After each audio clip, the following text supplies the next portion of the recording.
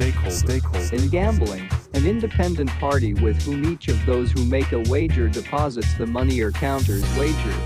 A person with an interest or concern in something, especially a business. In emergency management, any person or entity with a vested interest in the survival and recovery of a given community. You. Welcome to Stakeholder Prepping.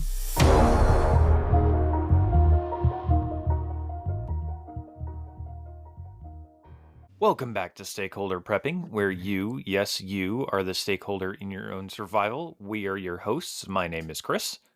And I'm AC. And today we've got a guest on. We are going to break down kind of the bug out vehicle episode. We had talked a little bit with our friend Forrest in the past about sort of vehicle preparedness, vehicle maintenance, things like that. And we want to take this a step further and really dig into the bug out vehicle. And so we've got a guest on. Alex, thank you very much for joining us today. Yeah, thank you guys. I think the work you're doing is great. Yay, somebody thinks so. Woot, woot. We got one. We'll take it. So, Alex, we know you a little bit better than our audience, and we kind of do this with every guest. Can you kind of give us the 5-minute Alex bio, explain kind of that elevator pitch, give us a little bit about your career and what qualifies you as a subject matter expert on bug out vehicles and overland and things like that? Yeah, my arc spans several decades from backcountry wilderness education on foot, and then I transitioned into long-range, long-term vehicle-dependent backcountry travel, and specifically in the overland space. I had a company. We were designing and manufacturing equipment, hard parts to upgrade and augment people's vehicles to make that possible. But back when it was on foot, I think the important thing that I learned was group dynamics and human dynamics, and how people respond to being in very uncomfortable situations and getting through it, and learning, and then being more comfortable in the future with that. Backcountry travel in vehicles is, I guess, an extension of that skill set, but you have far more things to think about. Taking a normal, you just can't buy these vehicles off the shelf. You buy, a 4Runner or Suburban or whatever, and you make a concerted effort to make it far more capable for long range backcountry as a platform. And I think that, kind of a high order overlanding and prepping and shit hits the fan really is kind of a really high form of all that. And it's going to be critical, I think, in this whole subject matter that you guys, are so good at bringing to the world. And, but I'll share everything I know, all my experiences. And some people may not like what I have to say in the end, but I'm going to go ahead and assume that the subject matter today that we're discussing is based on complete meltdown and shutdown of social norms. No banks, no nothing, no law enforcement, hard to get fuel, no cash from the ATMs anymore, that kind of thing. It's like, okay, people, now you have to turn your clocks back 200 years and think like a pioneer, and be really self-reliant, not knowing when it's going to get better, if it's going to get better at all. And I have some definite thoughts about that versus, bug in versus bug out. And if you guys want to talk about that, as kind of a starting point, I'd appreciate it. That's very interesting. So yeah, we've got a bunch of questions about vehicles and how to build them and how to prep them. And like AC said, we've talked about kind of upgrading your daily driver to be ready to bug out, but this is more the custom fine-tuned, can handle anything and just keep rolling Mad Max style vehicles that you're talking about, right? Yeah, so coming from the overlanding world, a lot of people buy the equipment to make a personal statement, at the intersection, when you're all waiting for the light to turn green, you're looking at the various cars and like, oh my God, look at that guy over there. He's got the roof racks, he's got the bumper, a winch, he's got all the stuff hanging off his truck. He's ready for everything. A lot of that stuff really is relevant and salient to that mindset. I'm not in the business anymore. I'm retired out of it, but I'm pretty confident that the equipment that was sold for long range backcountry capabilities is very relevant and very very important. Then there's the skill sets on how to use it. You know, how to use a a bumper winch properly. How to get yourself unstuck. And the equipment really is crucial. The heavy bumpers are there for a reason. They're not just for looks. They're ways of they're hard points to pull a lot of weight through winch lines, front and back, without like a stock bumper would just disintegrate. And certainly do not ever use a tow ball to pull anything.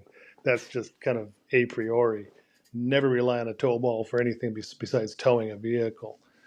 But roof racks for carrying stuff to free up space on the inside is very good. Comms, that's I think a different episode for you guys. And comms is really important. Nav is really important. But if shit hits the fan and you don't have signal, comms goes back to paper maps and a compass and having a co-driver verify where you are or where you think you are in the maps. That's crazy. I never really thought about the navigation aspect, but I guess you're right. When the nav goes down and you're driving, you really do need a co-pilot, don't you? It's really helpful. You know, you're busy not getting hung up on a giant boulder or a log or getting mired in a soft sand situation. You know, the driver should focus on getting the vehicle to, forward. The guy in the right seat is really, really kind of verifying where you are and maybe even looking ahead and saying, hey, the map is showing kind of a bog ahead. That means soft ground. We don't know what that means to us. So let's slow down and maybe shut it down and walk it first, and then have a consensus meeting about go no go down that route. So you're almost talking about like the co-driver or the co-pilot in Rally, where he's just sitting there with the map calling out the turns, like right 30, left 20, but just on a very, very slow pace for the overland. Yeah, that's a very good point. Slow and steady wins the race in backcountry vehicle dependent travel. Take your time, because if the world's just gone to hell, you're really not in a hurry to go anywhere. You're not trying to make a tea time at the golf club or, a dentist appointment. Take your time and don't break your equipment. Don't overstress it. Don't shred a tire on some sharp rocks, and take your time and communicate. It's okay to be critical of the driver. Like, hey, slow down, stay left, stay right. And he's also a spotter too. When you go through a tough section, he's out of the vehicle, he's in front of you, and you have hand signals as far as where the tire placement should go, and keeping track of where the differentials hang down low and things like that. That's really interesting. I never think about how technical it is, but when you watch any of those videos of people doing that, it is insanely technical. But I want to let's start at the beginning, because I think usually, your bug out vehicle is actually just the vehicle you happen to be in right now if shit happens to hit the fan. And so let's start like super basic, from your standpoint. What are some of like the simple, pragmatic things people can do to their current vehicle to make it better prepared for a bug out or an off-grid type situation? You've got the Toyota 4Runner, the Subaru Legacy. I mean, your standard, road ready type car that hopefully isn't a little Econo shitbox. How do you upgrade that vehicle right now? What are the things you would do right now to upgrade your current vehicle? Well, you have to, first of all, before you even turn the key, you have to have a plan. Where are we going and why are we going there? And that speaks to like going from bug in, you're leaving your home base, your shop or whatever, and you're making a commitment to go deep into the field for whatever reasons. You're getting out of the city, because there's roving gangs of thugs and thieves. Marauders. I think marauders is a cool word. Yeah, I don't know why. exactly. Marauders. Yeah, well, people who are not looking after your best interests at all. They're Sure. not going to come to your door and knock and ask politely to get some hose water for their no. It's going to be a different world than we can handle. So once you set out, you have to have a plan where you're going, and from that plan comes fuel needs. Humans need food, water, and shelter in wilderness, period. And vehicles are really good for shelter. Like you can live out of a vehicle for a long time. But really, I think a winch is important, not just for getting yourself unstuck so you can keep on course and schedule, but it's also good for pulling debris out of the road. You got a half fallen tree that's 4.5 feet off the ground, and oh God, we don't have a chainsaw or we don't have a bow saw. Well, hook up the winch and rip that thing out of the way. Just tear it out, snap it in half, pull it off. Use your tree savers and your other snatch blocks to pull it off laterally. Just things out of your way. A dead cow, pull a dead cow out of the road, for example. Chris has a dead cow fetish. I can't believe you brought that up. Well, No. I enjoy a good steak. yeah, it's free food, and so it's I would say a winch, and then having good fuel storage. I like Rotopacks because of the form factor and the way they stack, and they're modular, and you can actually put a ton of those on a vehicle if you're really determined to, as opposed to like a jerry can or a NATO can. And there are aftermarket nozzles that you can get. There's I think it's almost like an Etsy thing, that are far better than what comes, because the ones you get usually are kind of drippy and drooly, and just, you don't want to be wasteful in the field. You want to be really concise with your resources and use them to your best advantage. So winch is where I would start. And also hand tools, shovel, a pick, or like a grubbing tool, a high lift jack. You have to learn how to use those. You don't just buy it and then figure it out when you need it. You have to learn how to use those because they can break your arm. There's a lot of pressure on those things, and a lot of people have been injured really badly on those. You have to have a recovery kit, a proper recovery kit. I think for someone with the bug out mindset, really should almost take like a year with a concerted plan to learn how to use the equipment, get the equipment, learn how to use it, take classes and practice. Because if you're serious about it, if you take the world situation seriously, then that's only just prudent wisdom to get these skill sets in your quiver. So fuel management, food and food preparation really isn't this episode, I don't think.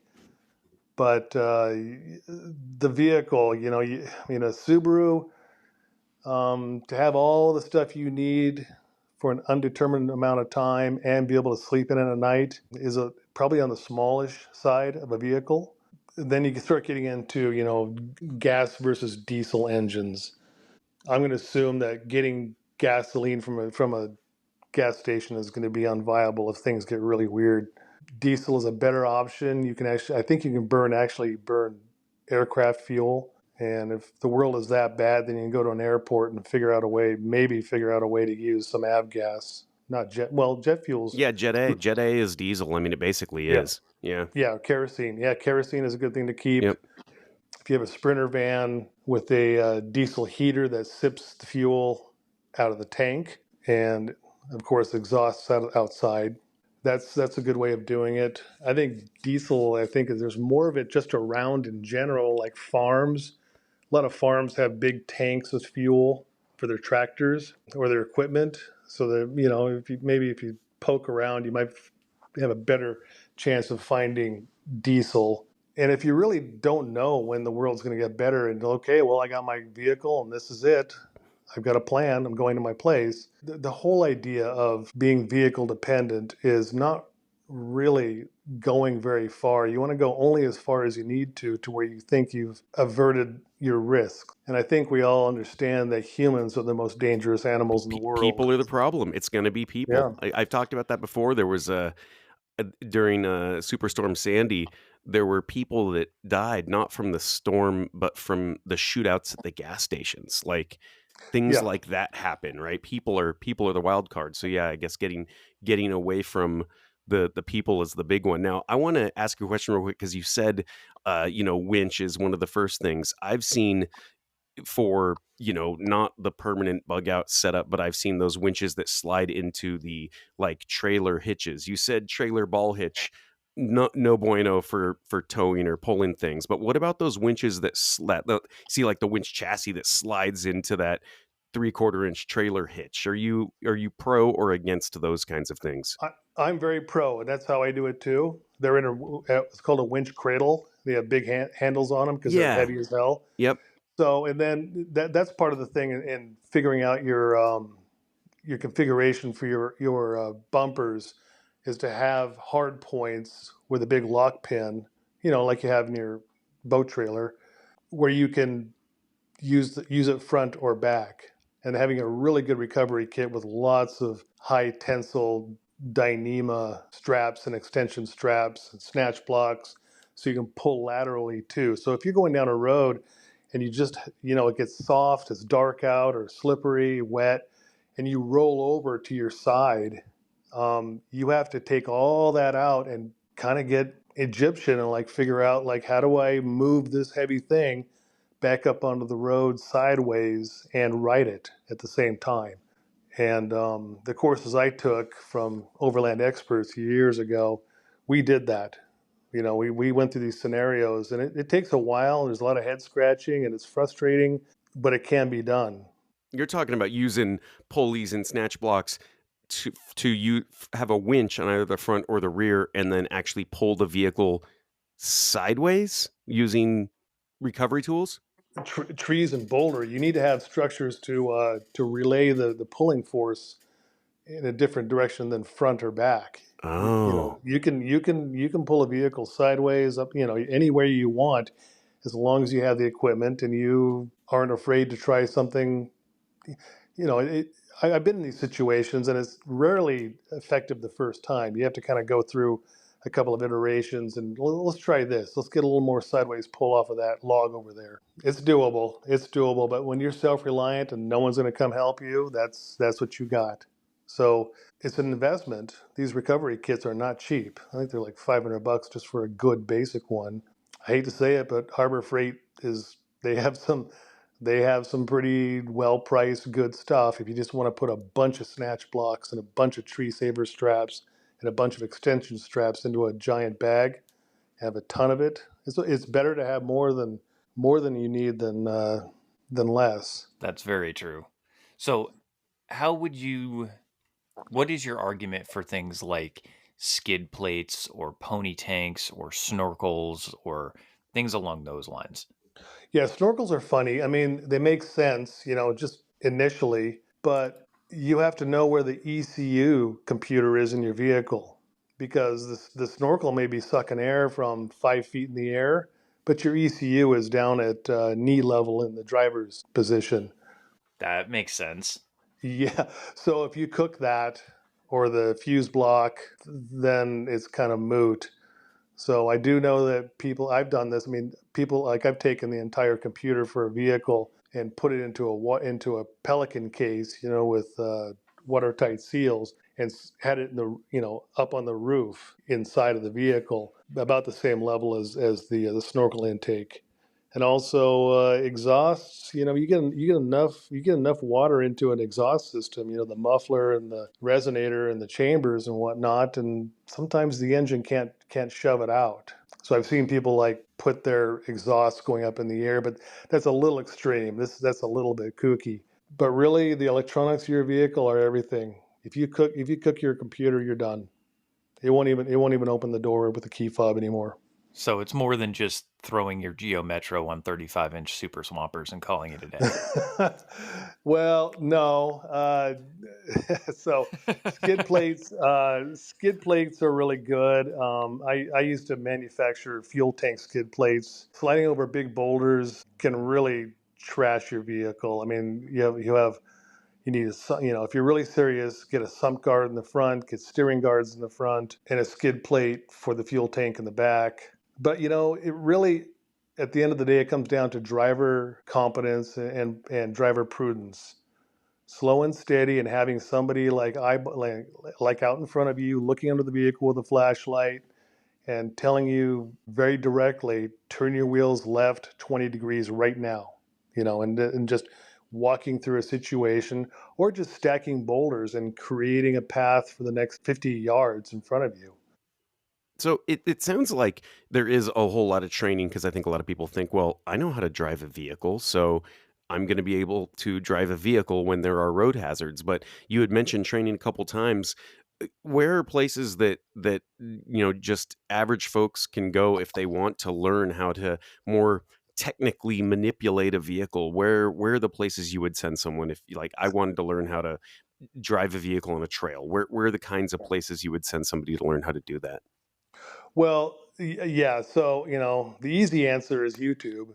So, and you can watch the guys make all the mistakes in the world because, they make them and they film them and they post them.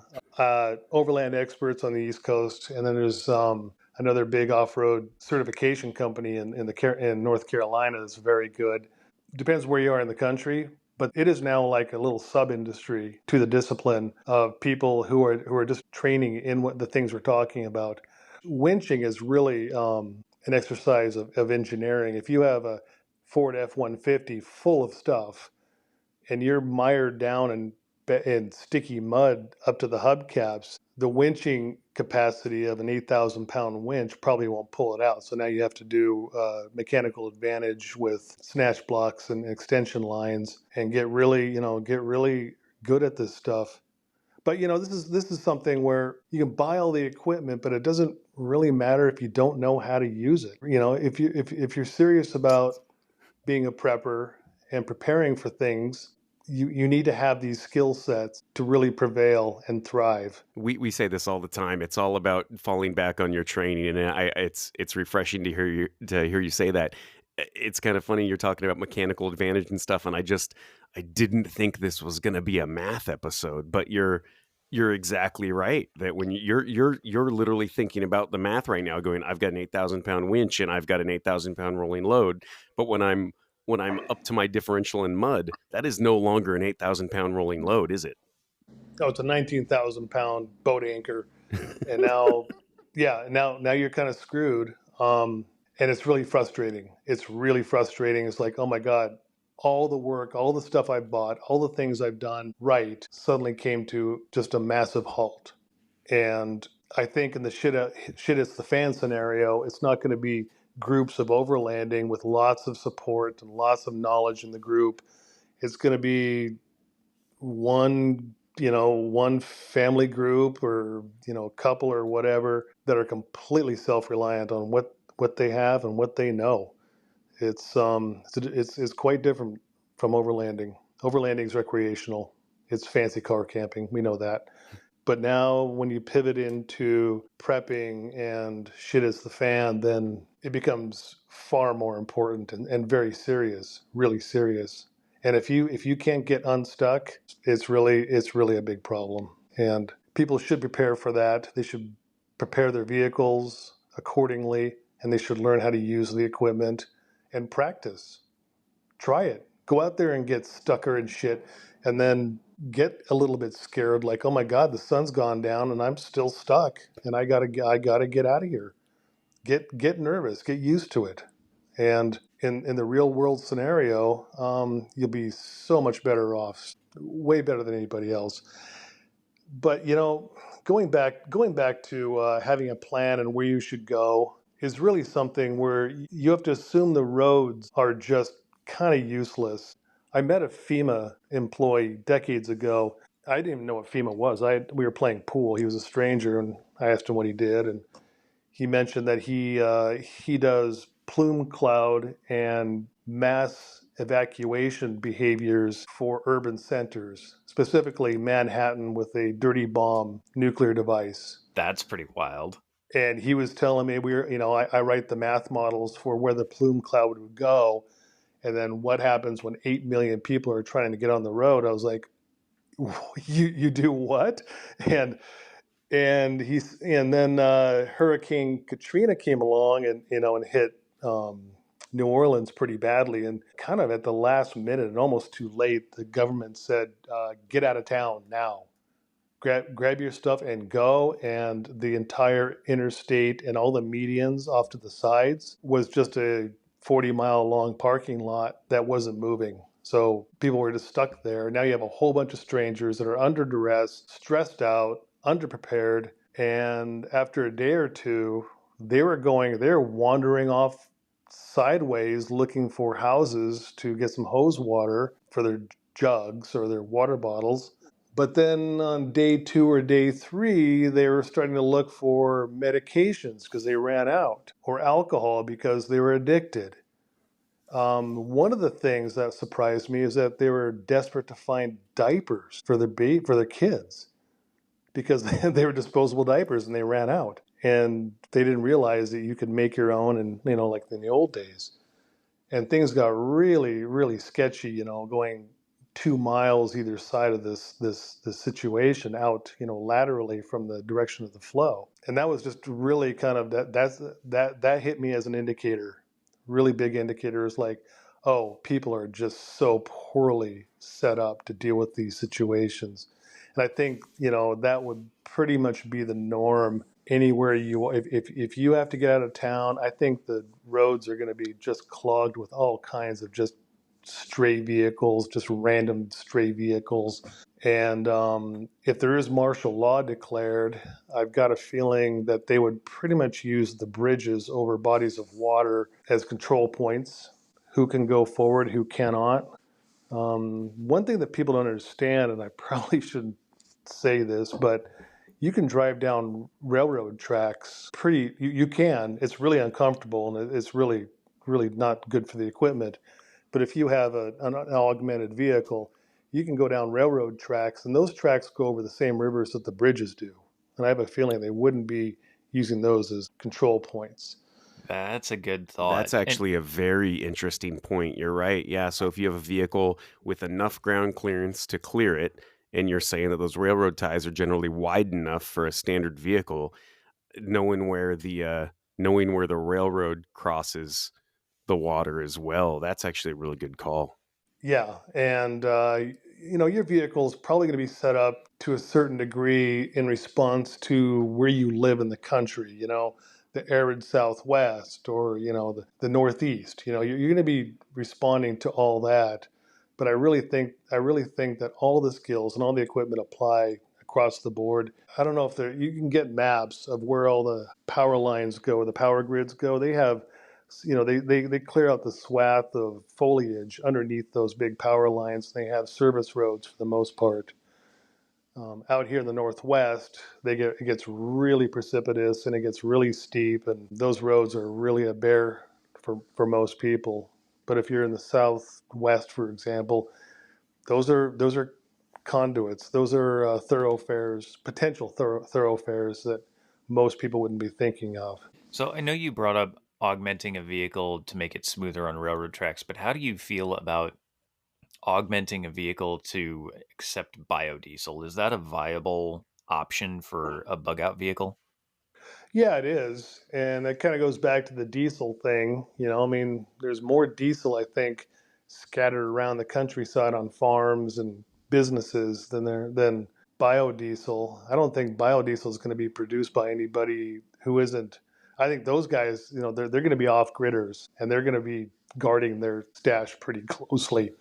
I really think diesel is the way to go. You get better mileage overall.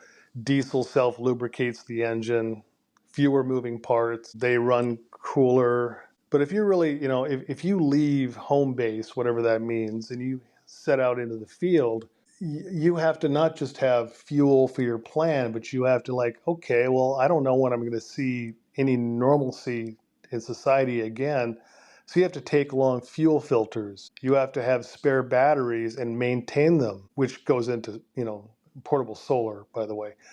You have to have extra light bulbs for the headlights, things like that. And I really think if the highest order of bug out vehicle, I think, is going to be pre 2000, where you really don't have a computer in it. Like a 1995 square body diesel 4-wheel drive Suburban. Okay, they're just tough as hell, and you can run them forever, and they can take anything, and they don't look like anything. And that's another thing I want to talk about, is how you appear to the rest of the world, because a beautiful built up Sprinter van is going to be a target for theft. Not only the vehicle itself, but all they probably have tasty stuff inside. They have ham radio maybe, or an ARB 12 volt cooler, things that people want. You really want to blend in and almost disappear. You don't want to be noticed at all because you're a target. Yeah, we talk about the gray man stuff a lot, and that's an interesting point, because I always think that the Sprinter van is sort of like that.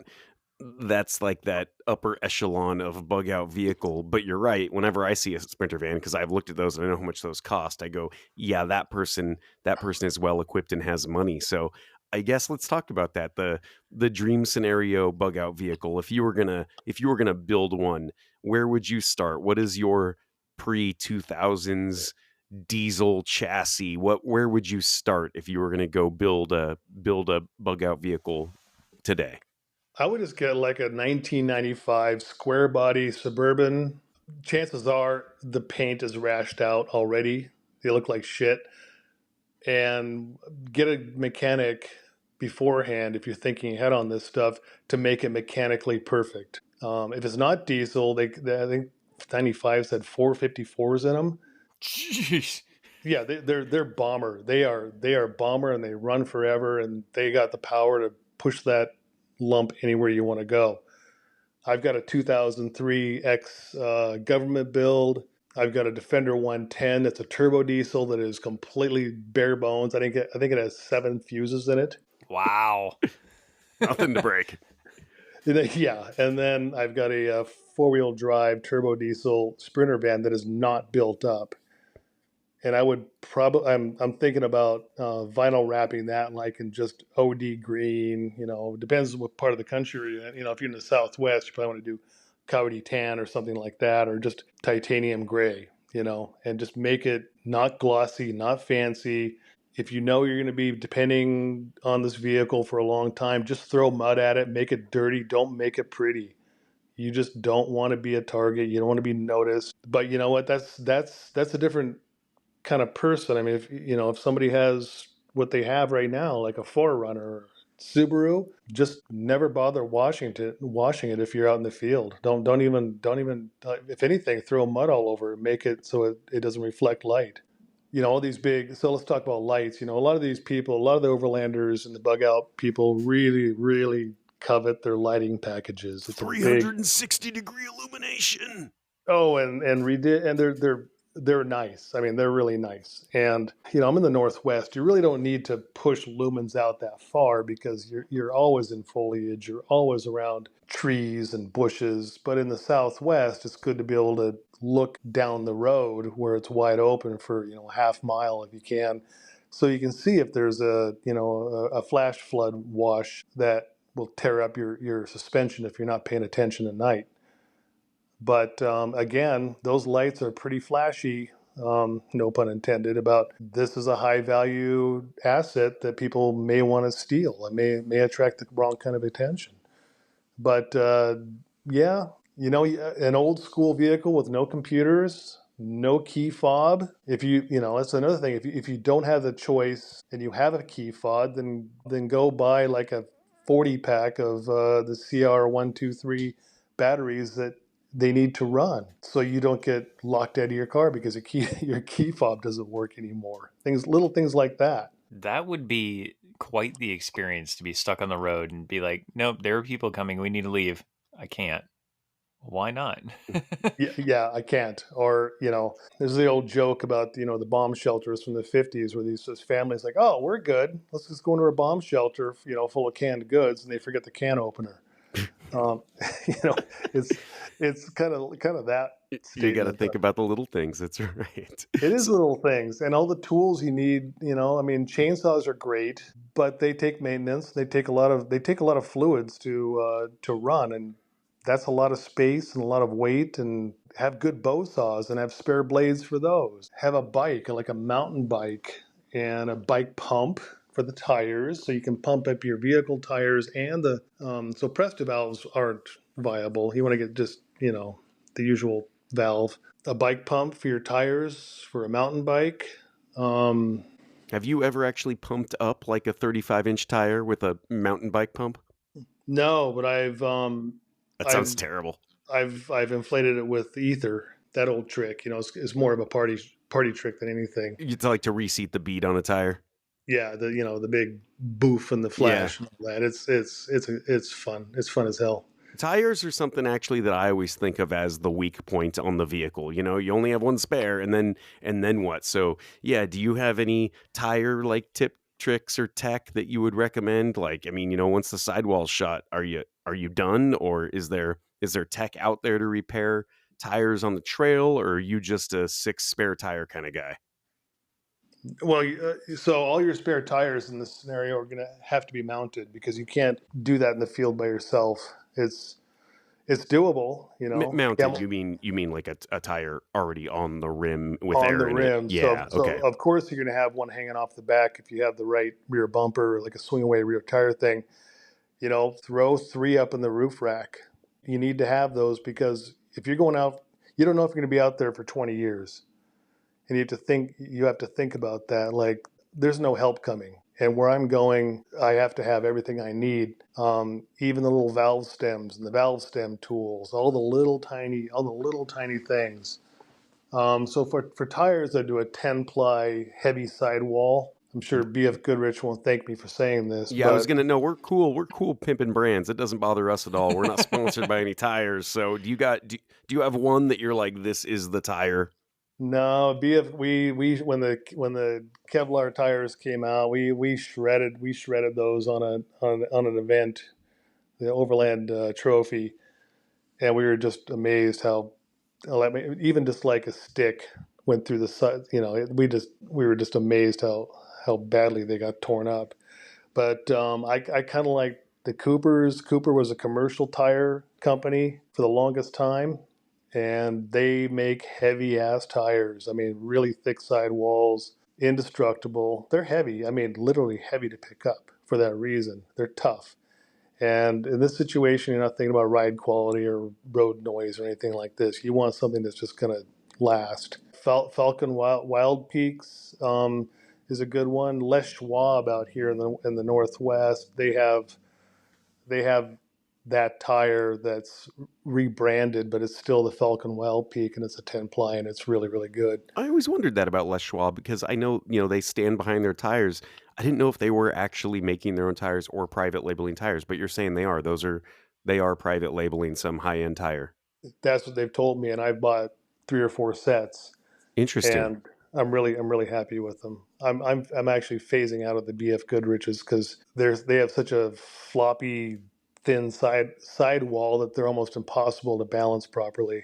And the guys they've told me, like, we hate mounting these things. We just can't get them to balance out because they're just so, they're just rubber donuts. They're just floppy. That's about it. I mean, there's a lot of good tires out there, but I would get, in this subject we're discussing, I would get like an MT, an AT, all terrain at the very least. MT, a mud terrain, definitely, because it's a large lug, self cleaning, and the tread pattern is so basic and huge and chunky that it really sets up like a mechanical relationship to the soft ground. It's like a gear cog. Okay, that makes sense. Now, I do want to ask, because it seems like there's a lot of logistics that goes into this, because you've got to Yeah. have your fuel and your food and your water and your extra tires and your repair Spare kit parts and and your recovery kit. I mean, where does vehicle borne first aid come into that? Do you just have a contingency medical kit in the back seat, or are you going further with like a field trauma kit where you could, if you did have to inflate a tire using ether and you snatched your finger in there, it's obviously the tire now owns your fingertip. But I mean, are you carrying a backboard? How much would you say that your first aid kit gets any play in this? Well, so being vehicle dependent affords you the latitude and luxury of carrying like a Pelican case, like a field trauma kit, with SAM splints and uh, EpiPens, a lot of EpiPens and things for spider bites, snake bites. You can carry a ton of stuff that normally you wouldn't just have in your long range backpack if you're on foot. So go big. I mean, just go big and have an OEC, outdoor emergency care handbook with you. Actually, the ski patrol version is very good. But really, you can't have enough gauze. You can't have enough. You can't have enough. You're gonna use it if you're going out for a long time. You're gonna use it, and it's just as important as hygiene. Out in the field for a long time, you have to keep clean, not just jungle foot, and funky this and funky that. There's a myriad of things that a lot of problems you can allay and avert if you just know how to keep yourself clean. There's just a lot of stuff that creeps up on you if you just are not that clean for a long time. Look at homeless people, for example, and that includes dental, like just take care of yourself really well. It's also very good for a mental state too. It's good for morale in a group. If everybody just like, okay, we're all gonna swim in this creek today with our Castile soap, get nice and clean, hang out in the sun, dry out, calm down, and then we'll move on. And things are okay for a couple of days at a time that way. I like that. I like that a lot. And I did have another question, and this kind of goes back to what you said about mounting the fuse box in your Pelican case. I've seen a couple of different companies offer them. They say they're Faraday cages for your vehicle. Oh And yeah. is that more? What are your thoughts on those? Because I'm not sold whether they work or not. And should it be just covering the ECU? Should it be covering the fuse box as well? Is it the entire engine bay? Like, where should those kind of line up? Whew, that's a tough. Well, so if the world is that bad, that probably means that we've already been through a couple of EMP pulses for whatever reason. I think Faraday capabilities are really good. Like we discussed before, nav and comms, if they're down, it doesn't matter. But if your vehicle would get zapped by an EMP, then yeah, definitely. I've heard there's so many guys who say, oh, you don't need to buy this stuff. You just get some copper screen and you wrap it around this and wrap it around that. Um, I don't know. I don't know if it's just a matter of copper screen or a mylar potato chip bag. I don't know how far that would go. Actually, I don't know how to answer that question accurately. That's Yeah, fair. it's funny. 'Cause It's a like tough we've question. never had the EMP or a big, coronal mass ejection, and so there's all these products out there you see that are EMP proof your vehicle, but I just don't think anybody knows. I mean, those companies that sell them, they say they have data, but yeah, I mean, unless you're gonna put one of those in line and take a taser to your fuse box, I just don't know if we're ever gonna know they work until we need to know if they work. But you did mention something about comms, comms on the trail. What are your go-to comms for if you've got a caravan of vehicles? What do you use on the trail? GMRS, and one that can really punch out hard. Ham. I think the shit at the fan world is really they're very ham centric. I know it's civilian. There are government organizations that are set up to keep comms open. I can't speak to that. I don't know enough about it very much. You use GMRS, you use mounted ones, or you use like little both Baofeng handheld stuff? Whatever has the biggest wattage output, you want to punch their line of sight basically. And beyond that, I think you have to get into ham if you want to start bouncing a signal off the stratosphere and getting a signal out of a valley. It kind of depends on how bad the world is. If there's no one out there to hear it, I don't know. I really don't know. But I think having all the comms possible is really basically prudent. If you are doing that, you have to figure out how they power up. So now you've got a case of batteries somewhere in your vehicle for your comms and whatever your flashlights and all that stuff. A lot of the flashlights now have USB rechargeable, which is great finally, instead of because batteries just rot over time. They get funky and they just fail. But I have a feeling I think batteries are still powering GMRS. I don't think they're USB chargeable yet. I don't know, but I think that's something to look into. And don't spend the money, get the best. Get Cobra, Midland, Baofeng, like you said, and a big ass whip antenna. I know a lot of the guys are running those Humvee antennas, and they bend them back when they really don't want to use them. They put them and kind of bend them back so they're out of the way. And those things are like, I don't know, 12 feet tall. They're huge, and they have really good transmissivity. That's what I've been told. I never used one. They also hurt like you cannot imagine when they come over, when somebody releases that whip and it comes over and bonks you on the top of the head. Oh, You've been there before? I have, and Yeah. it's Oh, almost God. concussion inducing if you don't have a Kevlar on. Oh, jeez. Well, that's good to know. Well, yeah. So, in nav, I've got all the navs, but like we discussed before, a true navigator relies on paper maps and a compass. And if there's someone there, sitting in the right seat, it's good to have this running conversation. Do you think we're here or do you think we're there? And well, if we don't know, let's just go another mile up the road and see if there's a left-hand turn as the map indicates, and we can verify that. And I have seen somebody, Brian Dorr actually was showing me that you could make pencil ticks on your trail, like we have been here. We know we have been here. So you can look at it at a glance and see, okay, things we've done and things we have yet to do on this route. Like last known position stuff. Right. Yeah.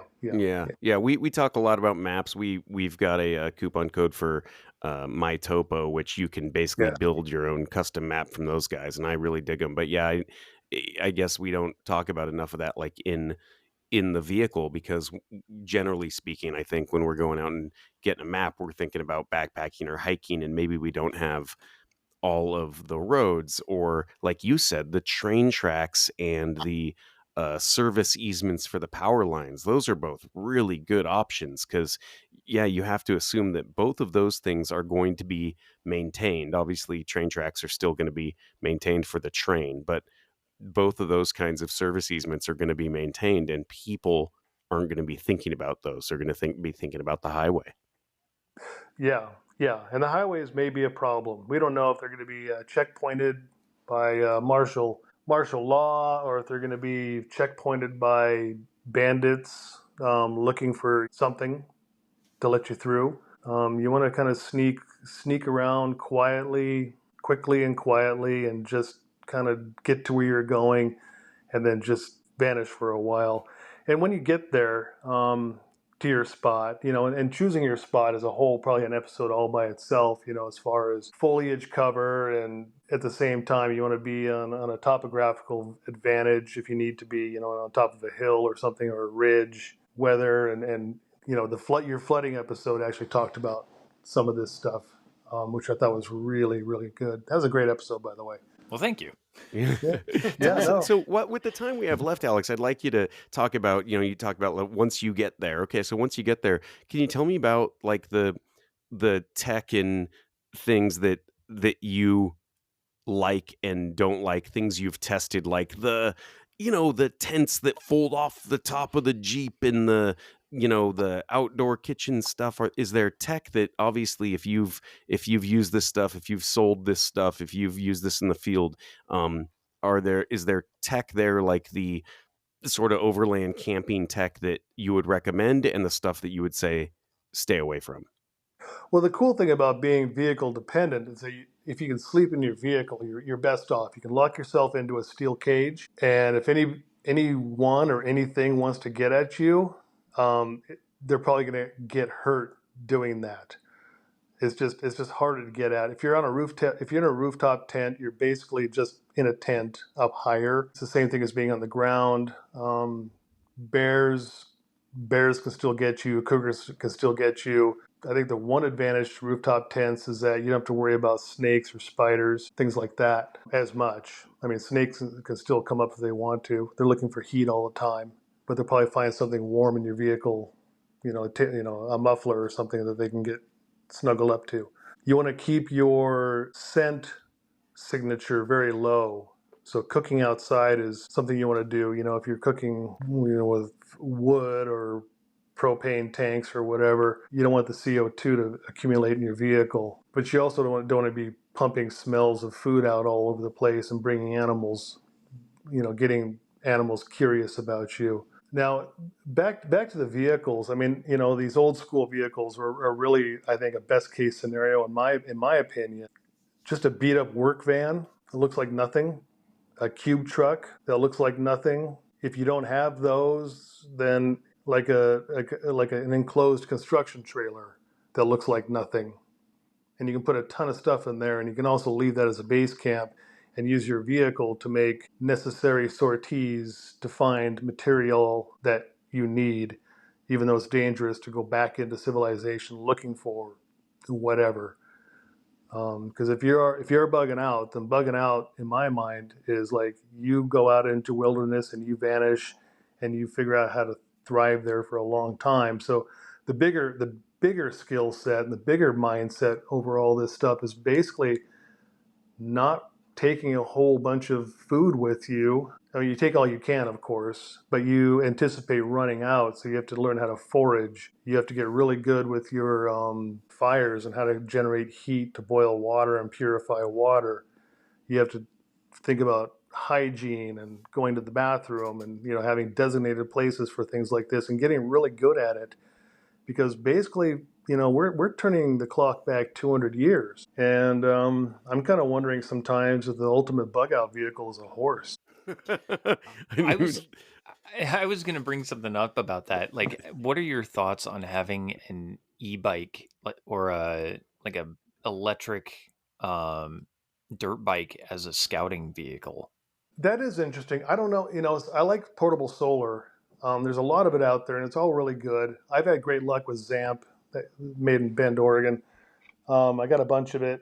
But I don't know if solar can charge an e-bike. I don't know if it can charge an e-vehicle. But I have a feeling EVs won't be really worth a damn in a shit is the fan scenario, because I just can't see the grid being maintained and finding reliable plugs and stuff like that.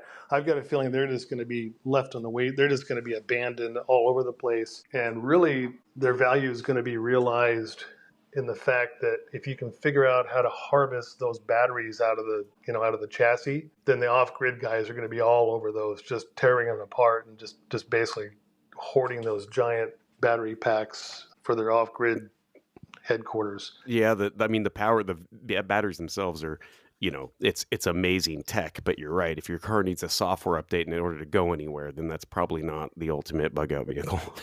No. And, people aren't going to be, if we're not monetary social system anymore, the commodities are going to be things like that. Those are going to be almost like luxuries. Like, oh my God, I've got a Tesla battery pack. You can actually probably do a lot of cool stuff with that. That's actually an interesting thing that I need to learn about. I'm pretty sure they're really hard to get out. I mean, you pretty much need like a diamond saw to cut the car all apart to get at them. But, people are desperate. They will find a way. And this is the thing about bug out or bug in, is that if somebody wants your stuff bad enough, they will get it. So really the best strategy is to put yourself in a situation where there's no people around you, because they are the problem, like you were saying. They are definitely the problem.